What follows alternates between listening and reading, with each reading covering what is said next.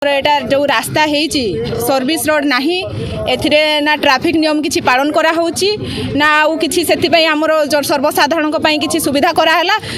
एटा हमरो उचित पदक्षेप निया हला जे रास्ताटे भलो करले किंतु हमरो जो सर्वसाधारण को शिशु मान को पई किछि भी व्यवस्था करा हला ने डीएवी स्कूल टे अछि ए रास्ता दे कि विभिन्न सर्वसाधारण सब आसवा जिवा करचंती तांकर पई किछि सुविधा न करी कि ट्रैफिक नियम न माने कि से माने आज तीनोटी जो जीवन अकारण रे एठी मृत्युवरण करचंती या दायी होची टाटा स्टील रो हमर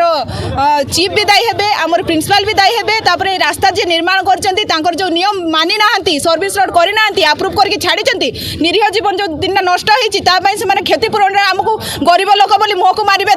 पैसा तापरे एंती करके से माने फ्यूचर पई भी किछि करबेनी यार परे जदी किछि माने स्थायी किछि गोटे निष्पत्ति न निया जाईची ताहले हमर आगु को भी एंती सर्वसाधारण को मृत्यु घटिबो किंतु एटा बड़ दुखदायक कारण ए टाइप रे माँ बाप कहीं ना ना म्यूनिसिपालिटी अच्छी ना ये एडमिनिस्ट्रेशन अच्छी निहाती कम रे आमर 6टा ରୁ 9टा पर्यंत ये रोड आगुरी जमी बंद रही है नो एंट्री सीटा रहा कथा